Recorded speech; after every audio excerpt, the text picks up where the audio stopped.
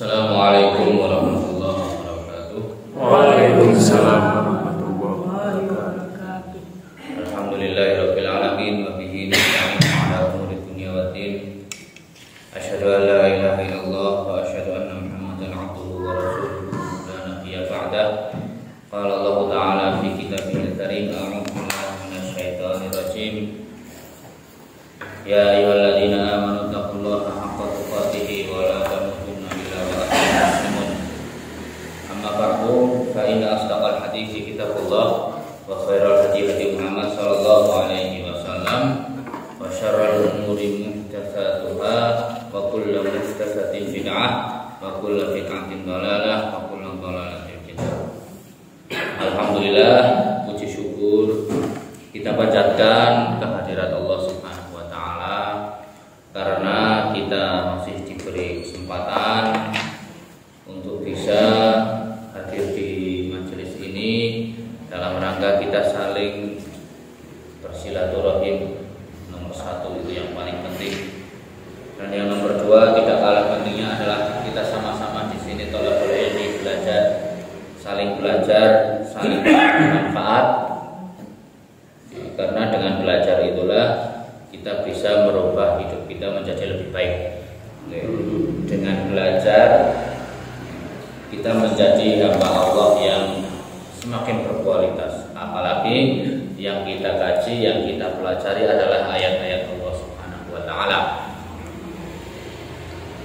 Shalawat dan salam tidak lupa kita aturkan kepada junjungan kita Nabi Muhammad sallallahu alaihi wasallam, Nabi yang senantiasa kita jadikan pedoman, kita jadikan panutan dengan mengikuti ajaran-ajaran beliau, dengan mengikuti sunnah-sunnah yang beliau ajarkan, kita mendapatkan kebaikan di dunia dan akhirat. Jamaah, bapak-bapak, ibu-ibu sekalian, hadirin dan hadirat yang semoga dirahmati oleh Allah Subhanahu wa taala. Memang yang namanya hidup manusia itu tidak mesti lempeng-lempeng saja. Yang namanya manusia niku uripe kaya napa? Roller coaster. Biasa termolem nika. Kalian napa roller coaster nek pas pasar malam. Nanti teng Ancol apa teng pundi niku kan ada yang namanya apa, permainan roller coaster.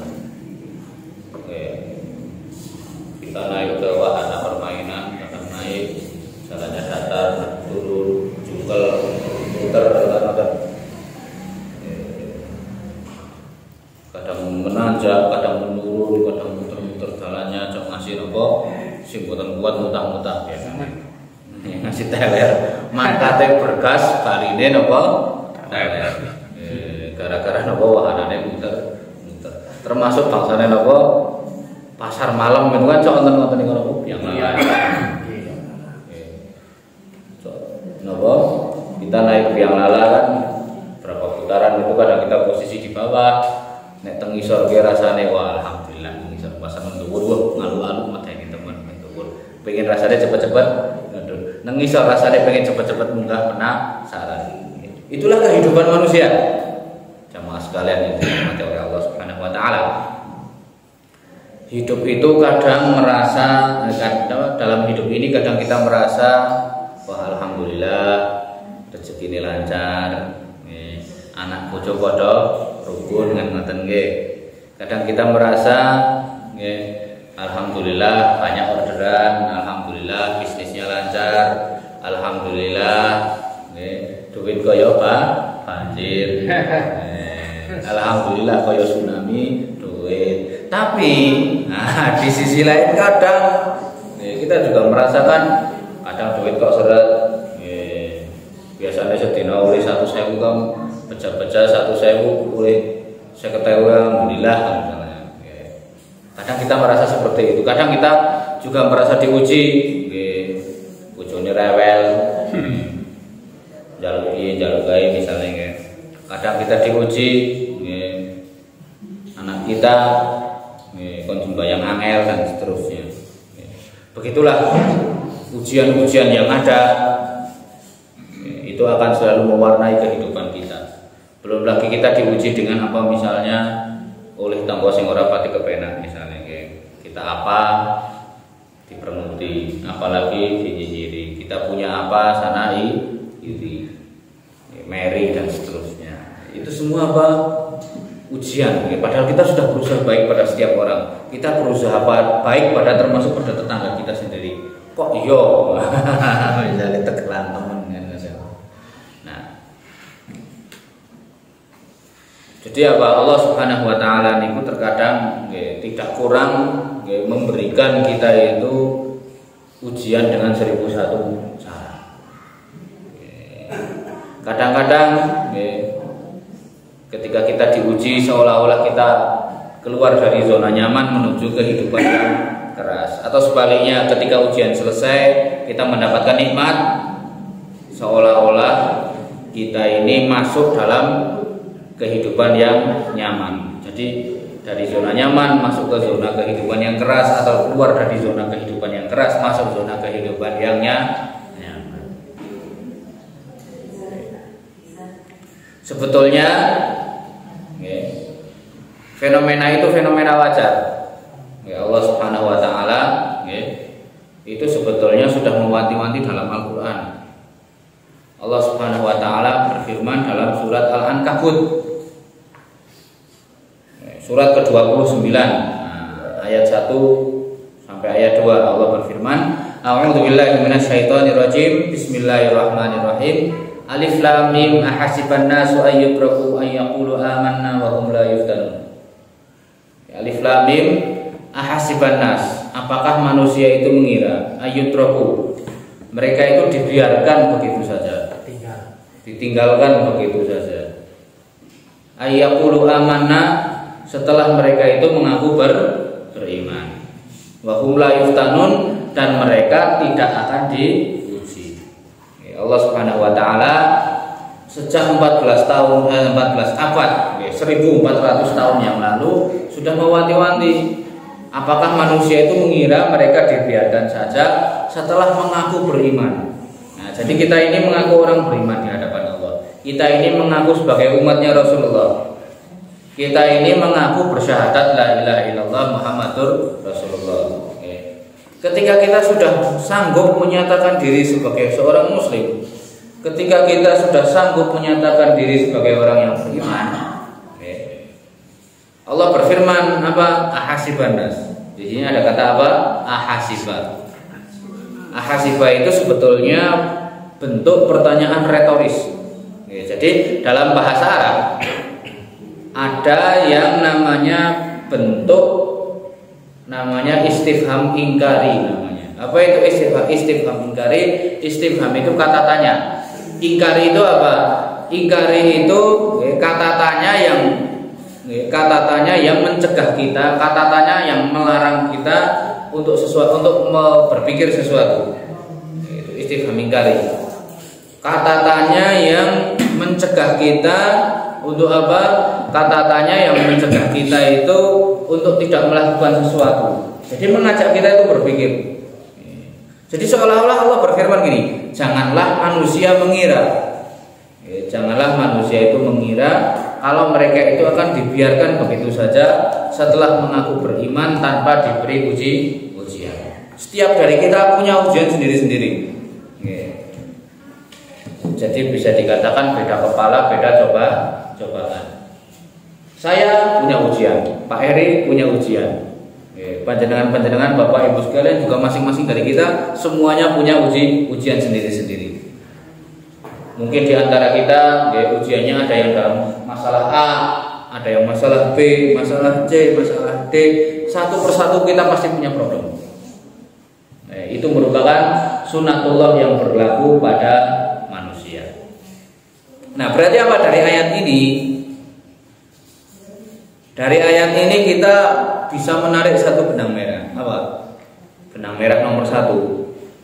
Manusia itu, wabil khusus, bila ada keinginan untuk berubah menjadi lebih baik. Yang namanya manusia itu bila ada keinginan berubah menjadi lebih baik, keinginan memperbaiki diri. Nah, perhatikan, manusia itu bila sudah ada cita-cita ingin memperbaiki diri, ingin berubah menjadi lebih baik, ingin mendekatkan diri kepada Allah, ingin menjadi umat Rasulullah yang lebih berkualitas, pasti akan diberi cobaan. Entah wujudnya seperti apa, pasti ada. Tujuannya apa? Allah mau menguji kita loh. Kita kan pengen mendekatkan diri pada Allah. Masa Allah menguji kita? Kita itu pengen mendekatkan diri pada Allah, pengen menjadi hamba Allah yang lebih baik. Masa sih kita masih diberi ujian? Nah, jawabannya ada di ayat yang ketiga. Ayat berikutnya. Walaqad fatannal ladzina min qablihim fala ya'lamanna Allahu alladzina shadaqu wa la ya'lamannal kadzibin. Itu jawabannya. Kenapa Allah menguji kita? Kita berusaha memperbaiki sholat kita. Kok ya ana wae alangane? Kita berusaha untuk rajin ke pengajian. Kok ya ana wae alangane? Kita sudah berusaha untuk mengkaji ilmu sebaik-baiknya. Kok ya ada saja ganjalannya? Jawabannya ini. Kata Allah Subhanahu wa taala, sungguh Allah Subhanahu wa taala sudah menyatakan dengan pasti, sungguh kami telah menguji. Maksudnya Allah Subhanahu wa taala telah menguji banyak orang sebelum mereka. Jadi sebelum kita itu sudah banyak orang yang diuji. Apa tujuannya?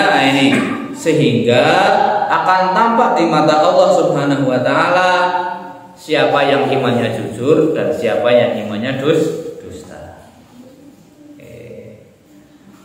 Kan kalau kita nek kurikulum sing riyen nggih, nek kurikulum sekarang mah sudah berbeda. Nek kurikulum yang dulu nggih, nek mau naik kelas itu kan ada ujian.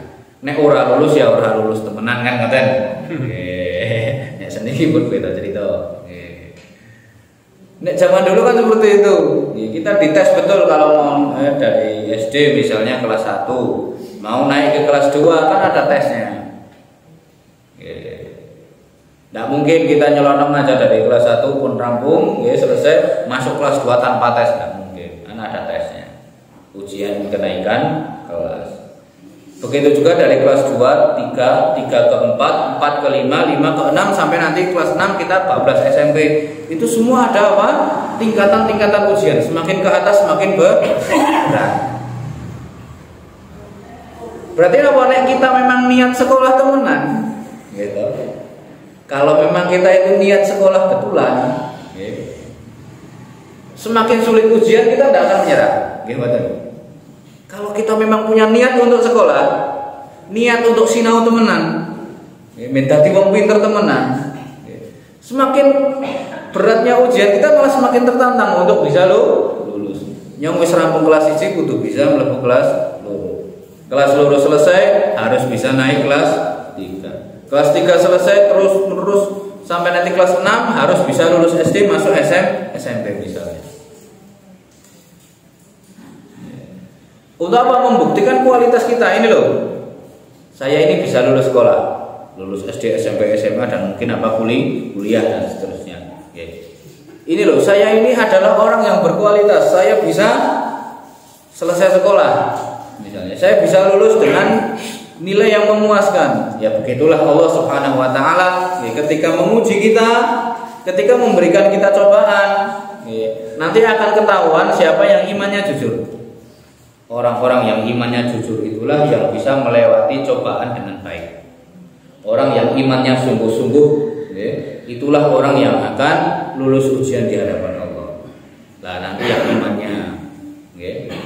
imannya setengah-setengah, yang imannya kurang serius, yang imannya itu, cara-caranya masih banyak PR-nya, mereteli sisi-sisi mungkin. Gitu. Begitu apa dikit dapur retel, apa dikit pun buatan ketok, apa dikit sudah balik kanan. Ini ya sama, komitmen kita belajar kan diuji ketika mau ujian.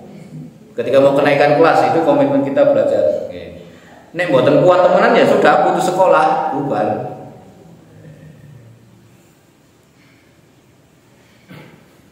Nah, kalau kita perhatikan orang-orang soleh zaman dahulu, itu juga banyak yang diuji, ujiannya lebih berat dari kita.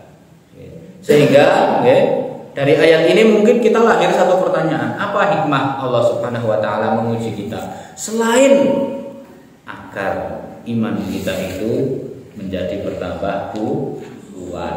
Jadi adanya ujian itu ternyata apa? Allah ingin iman kita tambah kuat. Dengan adanya ujian, dengan adanya ujian, Allah ingin keislaman kita bertambah mantap. Rasulullah Shallallahu Alaihi Wasallam bersabda dalam sebuah hadis sahih riwayat Imam Bukhari dan Muslim. Beliau bersabda apa? Tidaklah ada seorang Muslim. Ini hadis ini merupakan hiburan bagi orang yang sedang tertimpa musibah. Tidaklah ada seorang Muslim itu ditimpa musibah, kata Nabi, baik berupa rasa lelah, rasa sakit, rasa khawatir, rasa sedih, gangguan, atau rasa gelisah. Nah, ujiannya pernah ini. Tidaklah seorang Muslim mengalami rasa lelah. Saya Pak Heri berdoa sedino saya nah, masih saya ngantek sekian jam melayani pembeli itu capek, belum lagi ngeram esnya kan capek. Ada orang misalnya jemaah di sini kerja di kantor dari jam 8 sampai jam 4, kalau utek satu pekerjaan mas capek. Untuk sing nyambut damel misalnya teng pasar misalnya seharian di pasar melayani pembeli dengan segala macam hiruk pikuk pasar, capek nama buatan? Ya capek. Mungkin di antara saudara kita, ada yang kerjaannya jadi tukang parkir misalnya, sedino ngabani Honda kali ngabani motor, karo nyebeli subritan, prat-prit baru ngawe tangane, kesel banget, kesel. Tidaklah ada orang Muslim tertimpa rasa lelah, rasa sakit, bar kesel dong riang, masuk angin, bar kesel masuk angin. Lah kok pelentrak-pelentrak apa Pak? Masuk angin. Nah masuk angin apa? Kemeselan gayane. Mamangnya nembe bisa merem jam 1. Esuk wis kon nyambut gawe misale. Esuk wis karo bose kon garap piye kae. Tekan omah tepar masuk angin. Rasa sakit. Rasa sakit. Saya mustakane cepet untune pating greget. Tangan sikile ngedok. Rasa khawatir. Belah. Akhir bulan Soekarno Hatane pada lunga dari Pati Murah karo Antasari sini dompet delok dompet ke wedi sini mau bawa pedang. Sing kuplukan mesok ora ono akhir bulan no. Khawatir. Makane napa? Makane metrane listrik wis mipir muni. Nah, niku. Wah, ini bayar listrik prige ya. Ngoten. Urung anake ngomong, Pak. Besok nganu lho maksane bayar SPP ini ngake karo gurune misalnya kan. Kayaknya nganu wis mulai gawe buku. Aduh. Nggih, wis mikir listrik, mikir buku, urung bojone sampah. Pak, kayak kasih melone tek nah. Khawatir. Itu manusiawi seperti itu. Manusiawi kalau mboten maitolan ya. Wonten diuji dengan seperti itu kok jero khawatir semelang. Itu manusiawi. Kemudian apa rasa sedih? Kenapa rasa sedih? Tadi apa? Rasa lelah, rasa sakit, rasa khawatir, kemudian rasa sedih. Sedih misalnya apa? Nun sewu ditinggal orang tuanya meninggal, ditinggal suaminya meninggal, ditinggal istrinya meninggal, kan sedih kita.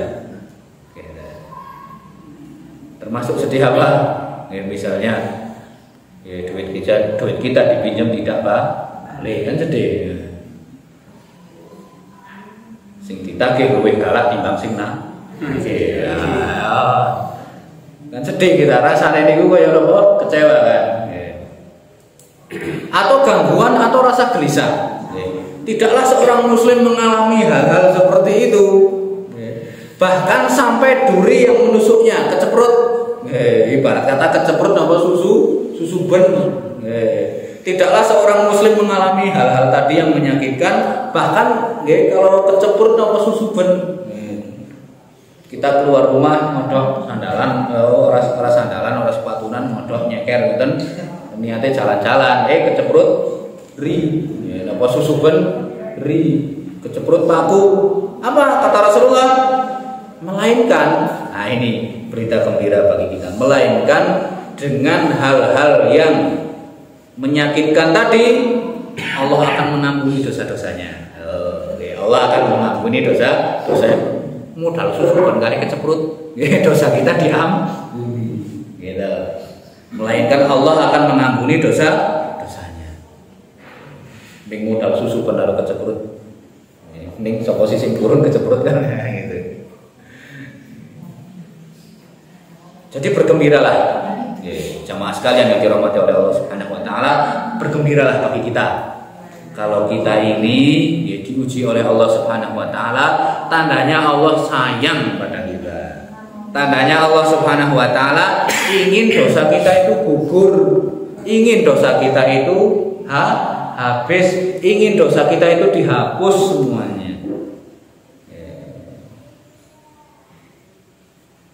Jamaah yang dirahmati oleh Allah Subhanahu wa taala, dengan demikian terkadang orang mendapatkan musibah yang bertubi-tubi. Itu tujuannya Allah ingin menolkan dosanya. Menjadikan dosanya kosong, nol resik. Kaya nek papan tulis itu whiteboard, duruk-duruk warna-warna, digambari kondom, digambari motor, digambari iwak, digambari nopo warna-warna, kan berpating celemong reget nika nggih. Terus napa dihapus satu persatu. Sehingga kita menghadap Allah Subhanahu wa taala dalam kondisi bersih.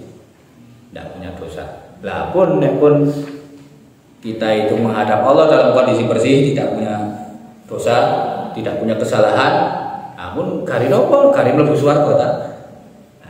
Kan gitu tujuannya. Jadi terkadang mohon maaf, bisa jadi yang memasukkan kita ke surga nanti bukan sholat kita. Karena mungkin bisa jadi ya, mungkin termasuk saya juga lah, sholat sejak ngelenger. Gitu. Lu kunci pas orang sembahyang orang ketemu nih bahasan sembahyang malah ketemu. Padahal seluruh ublek wis seluruh masih ubres sing ben omah digledhahi sisi-sisi. Ini begitu sembahyang napa malah kelingan kaya nduwur kulkas jebulane kuncine ya. Gitu. Sembayangnya di mata Allah kanggo mboten niku. Sembayang kok mikir kuncinya. Bisa jadi sembahyangnya orang kanggo di mata Allah walaupun secara fikih sah. Tapi apa? Karena pikiran kita kemana-mana, Allah tidak.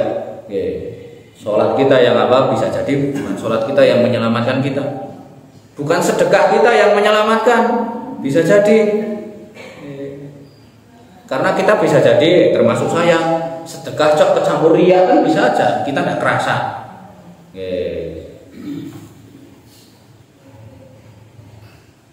Nopo serkileran misalnya, serkileran nopo lah acara urunan nopo misalnya, telak nopo stok mape daftar donatur untuk acara bulan.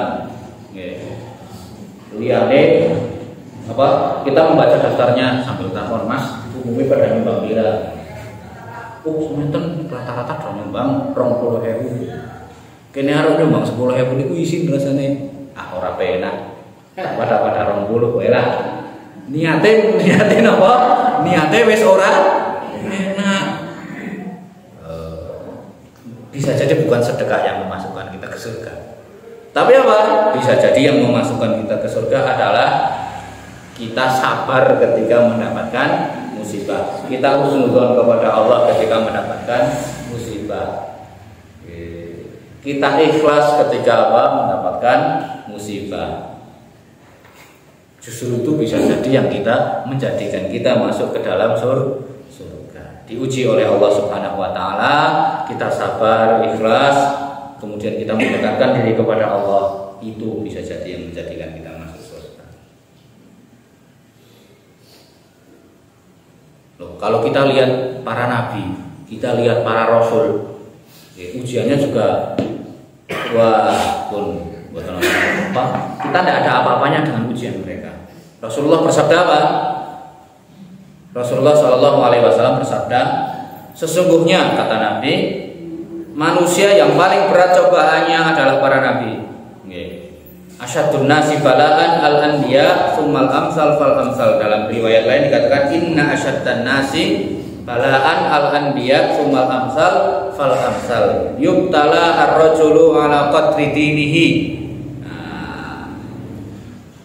Sesungguhnya manusia yang paling berat cobaannya itu siapa? Kata Rasulullah, para nabi.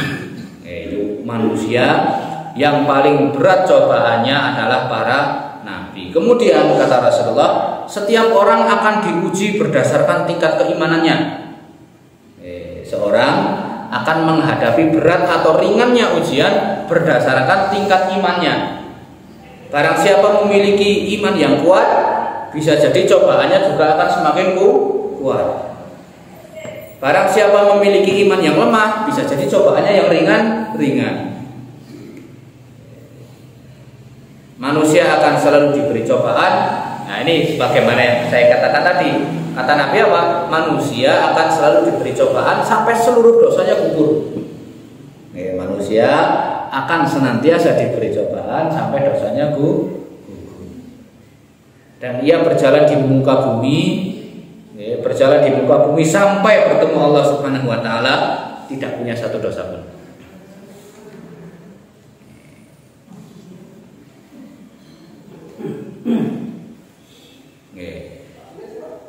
Kalau kita merasa sendiri, terkadang dalam hidup kita merasa sepi, saya biasanya ini biasanya yang mengalami ini pasangan yang sudah sembuh-sembuh, merasa sepi di usia tua, di rumah cuman suami istri, anaknya sudah pada mapan keluar kota, untuk mapan nyambut gawe dewek-dewek, ketemu setahun pisan pas Idul Fitri tok biasanya. Kadang kita merasa sepi, merasa kesepian. Di rumah hanya ada istri atau suami. Apa mulai yang dalu. Kalau kita merasa kesepian, ingatlah cobaan yang dialami oleh nenek moyang kita, Nabi Adam alaihissalam. Nabi Adam alaihissalam oleh Allah Subhanahu Wa Taala diperintahkan turun ke bumi. Waktu itu bumi kosong, tidak ada manusia sedikit pun, tidak ada manusia satupun, buminya kosong. Nabi Adam dan Siti Hawa diperintahkan turun dari surga, hanya beliau berdua di atas muka bumi. Wong loro tok teng donya niki sing seminten gedene. Dalam riwayat dikatakan apa? Dalam kitab, tidak salah, dalam kitab Al-Bidayah wa Nihayahnya Ibnu Katsir itu dikatakan Nabi Adam diturunkan di India. Nabi Adam diturunkan di mana? India. Siti Hawa diturunkan di Jazirah Arab. Tidak di sekitar kota Mekah. Nabi Adam diturunkan di India, Siti Hawa diturunkan di sekitar kota Mekah. Jarak India ke Mekah itu ribuan kilometer. Bayangkan perasaan Nabi Adam dan Siti Hawa ketika itu. Bayangkan perasaan bapak ibu kita ketika itu bagaimana. Bumi isine sing alas kabeh, mboten nonton menungso, nggih. Ming wong loro niku tok. Loro tok til. Nah, itu pun terpisah jarak ribuan kilometer. Terpisah jarak ribuan kilometer. Terus yang mending nek ming saking seruni teng Kasiran yo ora to ora. Napa seruni teng Solomertone cepat. Ini terpisah jarak ribuan kilometer, terpisahkan hutan, terpisahkan sungai, pegunungan, gurun pasir, dihuni hewan buas. Mboten nonton WA, mboten nonton Instagram, mboten nonton telepon, mboten nonton SMS, mboten nonton HP, Tidak ada komunikasi secanggih sekarang.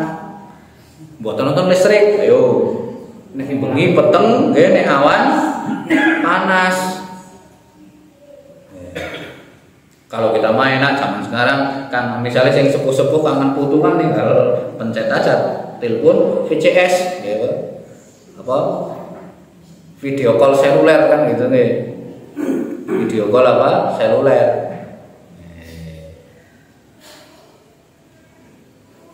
Via WA bisa kan gitu.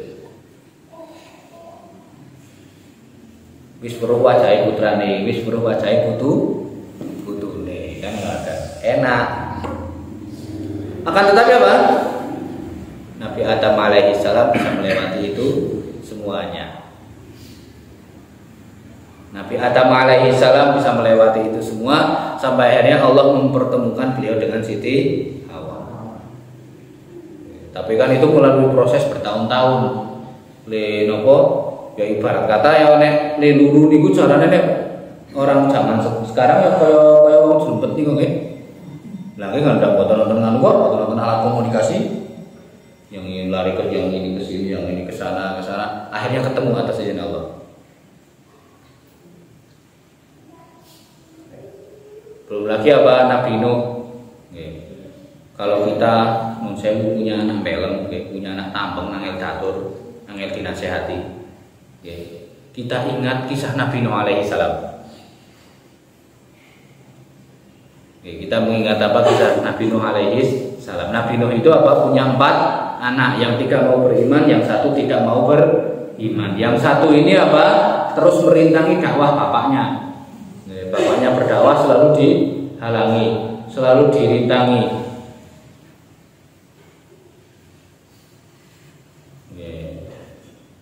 Selalu dihalang-halangi sampai akhirnya apa? Disuruh naik kapal tidak mau, dan anaknya ini mati di depan mata kepala Nabi Nuh. Niatnya pengen munggah gunung ning banjire malah ngumpuli gunung. Saya rasa insya Allah tambeng-tambengnya anaknya kita itu masih tidak ada apa-apanya dibandingkan dengan tambengnya anaknya Nabi Nuh. Masih banyak lagi jamaah sekalian yang dirahmati oleh Allah.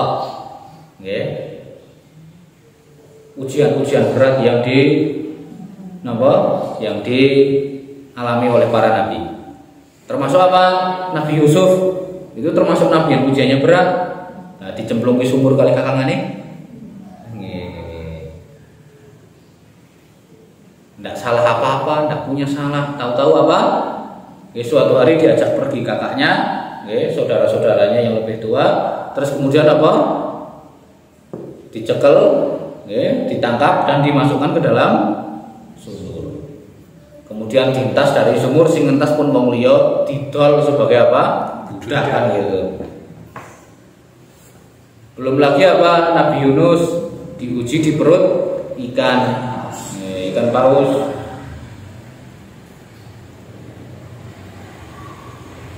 Dan masih banyak lagi. Termasuk apa? Rasulullah SAW diuji dengan ujian beraneka rupa sejak beliau lahir sampai beliau mau meninggal. Ketika lahir beliau sudah tidak ketemu bapaknya. Melihat wajah bapaknya pun Rasulullah tidak bisa. Yang ada hanya ibunya. Ketika lagi sayang-sayangnya membutuhkan kasih sayang ibu, umur 6 tahun ibunya meninggal. Dan itu terus menerus ujian itu datang kepada Rasulullah sampai beliau meninggal. Sampai beliau gerah pun, beliau gerah menjelang meninggal, beliau mengatakan apa? Sesungguhnya penyakit yang saya derita ini, demam ini lebih keras, lebih besar atau lebih panas daripada demam yang diderita manusia biasa. Kata Nabi apa? Sesungguhnya saya ini diuji oleh Allah dengan menderita penyakit demam 2 kali lebih panas daripada demam yang diterima oleh umumnya manusia. Kita demam, mengalami demam, mun sewu nggih kaya corona wingi nika, suhu kita 38, suhu kita 39 pun mumet. Kita sudah panik. Rasulullah apa? Demamnya lebih panas 2 kali lipat dari kita. Kata Nabi. Sampai akhirnya apa? Beliau meninggal dalam kondisi tenang. Beliau meninggal dengan tenang, meninggalkan kepada kita 2 tuntunan, yaitu Al-Quran dan Sunnah. Tapi kita lihat, kalau kita belajar sirah Nabawi itu kan jalan hidup Rasulullah SAW penuh dengan lika-liku, penuh dengan penderitaan. penuh dengan apa? Cobaan. Nah, sekarang yang jadi pertanyaan, bila ujian menerpa, bila ujian itu datang kepada kita, bila yang namanya ujian itu silaturahim kepada kita, ada musibah silaturahim kepada kita harus ngapain? Ada beberapa langkah yang perlu kita perhatikan bahwasanya ketika ujian menerpa kita, ketika datang ujian secara bertubi-tubi, apa yang harus kita lakukan? Yang pertama apa? Langkah paling penting adalah kita menyadari apa? Apa yang harus kita sadari? Bahwasanya ujian ini adalah sunnatullah. Ujian ini adalah sunnatullah. Ujian ini adalah aturan Allah Subhanahu wa taala yang berlaku bagi segala makhluknya.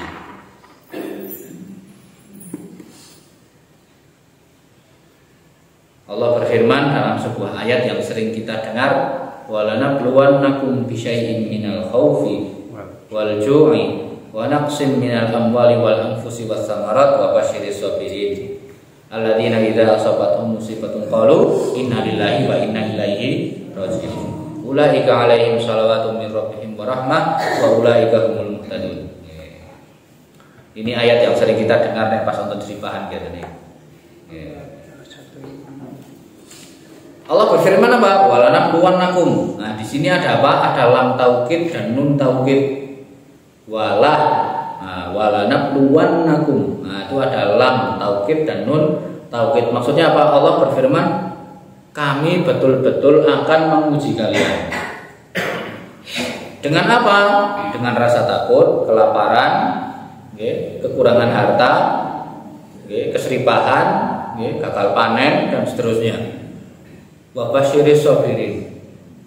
Maka beritahukanlah kabar gembira bagi orang yang sabar, yaitu apabila mendapatkan musibah mereka akan mengatakan innalillahi wa inna ilaihi raji'un. Semua kita ini milik Allah.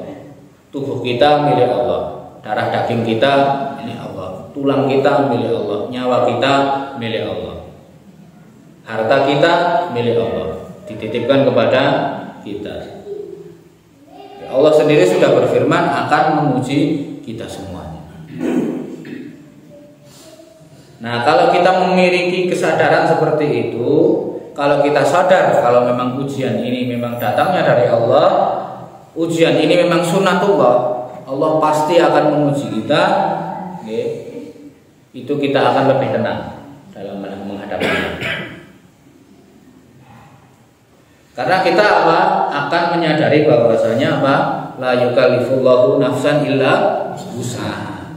Allah tidak akan membebani seseorang di atas kemampuan. Allah memuji saya seperti ini, oh berarti di mata Allah saya sanggup. Nah, tinggal apa? Tinggal kita berdoa semoga kita mendapatkan kesabaran, bisa sabar menghadapi ujian. Yang kedua, sebagaimana yang kita terangkan tadi, mengambil pelajaran dari orang-orang yang sudah berlalu, mengambil pelajaran dari orang-orang terdahulu, bahwasanya ujian mereka jauh lebih berat daripada ujian kita. Termasuk apa? Berarti apa? Kita jangan menyangka kalau ujian kita itu adalah ujian paling berat, enggak. Saya ada kisah yang diceritakan oleh kakak kelas saya. Waktu zaman SMA ada kakak kelas saya, sudah alumni, dia buka usaha.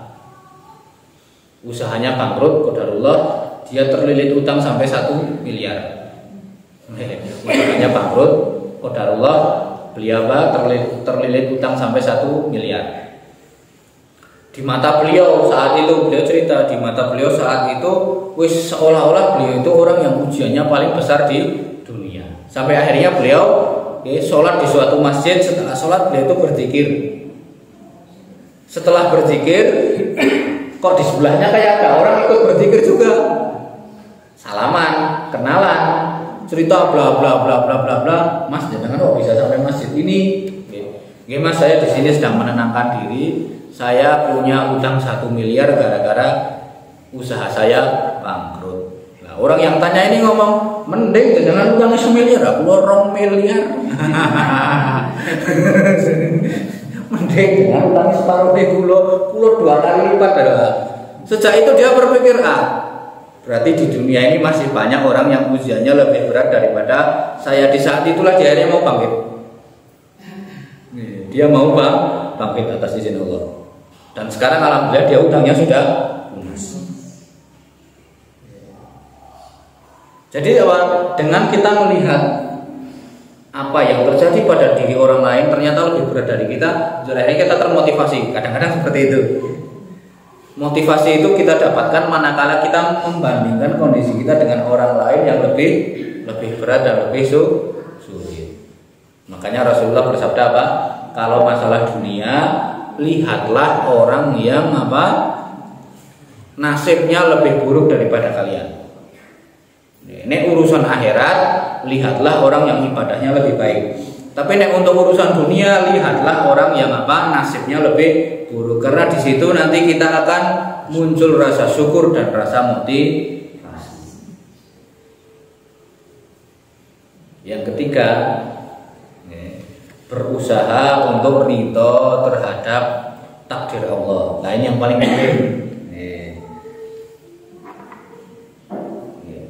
Atas izin Allah, inilah faktor yang menentukan kita lulus ujian atau tidak. Ridho gak kita diuji oleh Allah? Ridho gak kita dicoba oleh Allah Subhanahu wa ta'ala?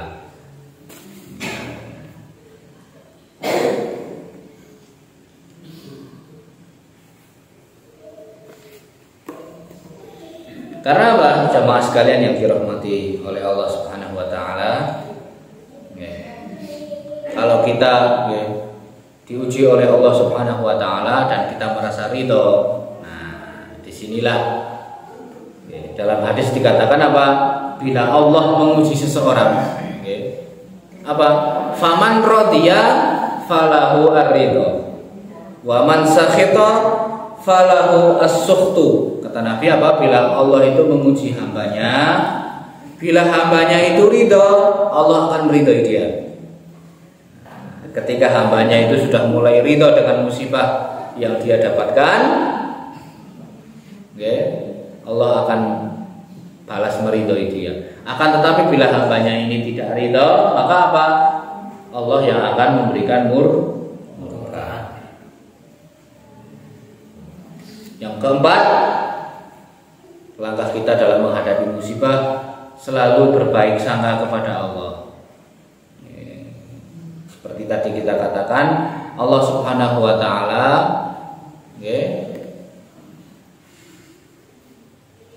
ketika memberikan kita ujian pasti ada hikmah di baliknya. Bisa jadi kita ingin diangkat derajatnya oleh Allah atau ingin dihapuskan kesalahannya.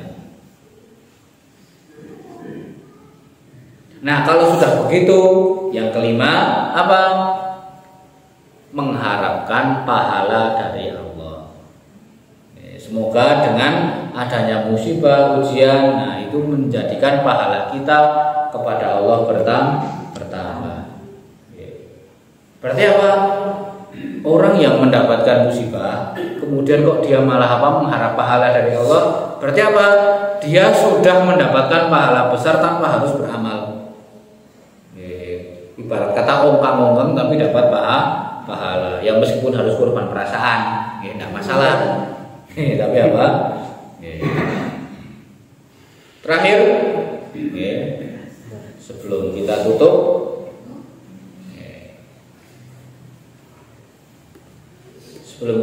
langkah ke-6 yang perlu kita sadari ketika kita mendapatkan musibah apa? Kita perlu menyadari bahwasanya seperti yang kita katakan di awal, Allah Subhanahu wa ta'ala menjadikan nasib manusia itu terkadang naik, terkadang turun. Imam Syafi'i itu pernah memberikan nasihat begini, fala huznun yadumu wala sururun wala bu'sun 'alaika wala rakhabu. Yang namanya kesedihan itu tidak akan abadi, pasti akan ada batasnya. Termasuk juga apa? Kebahagiaan itu tidak akan abadi, akan ada batasnya. Termasuk apa? Termasuk nasib buruk yang menimpa kita itu nanti akan ada batasnya. Dan juga apa? Termasuk nasib baik yang kita dapatkan itu juga nanti ada batasnya. Segala sesuatu ada batasnya. Ya, musibah tidak akan terus selamanya menghinggapi kita, termasuk juga apa? Nasib baik juga tidak akan selamanya kita dapatkan. Terkadang begini, terkadang begitu, itulah sunatullah. Kalau kita menyadari seperti itu, insya Allah kita akan optimis bahwasanya musibah itu pasti ada jalan keluarnya. Tidak ada musibah tanpa jalan keluar, pasti akan ada jalan keluarnya. Mungkin ini saja yang bisa kita bahas pada malam hari ini. Semoga yang sedikit ini menjadi manfaat, khususnya bagi saya pribadi dan umumnya bagi jamaah sekalian yang menyimak langsung dari masjid ini ataupun yang menyimak dari rumah masing-masing. Kalau ada benarnya itu datangnya dari Allah Subhanahu wa taala, marilah kita amalkan bersama-sama. Ada salahnya, ada seluruhnya, itu murni kesalahan saya pribadi dan saya mohon maaf yang sebesar-besarnya. Kita akhiri subhanakallahumma wa bihamdika asyhadu an la ilaha illa anta astaghfiruka wa atubu ilaik. Nasrun minallahi wa fathun qarib basyiril mu'minin wa sallallahu ala Muhammad wa ala ali Muhammad walhamdulillahirabbil alamin. Wassalamualaikum warahmatullahi wabarakatuh. Waalaikumsalam.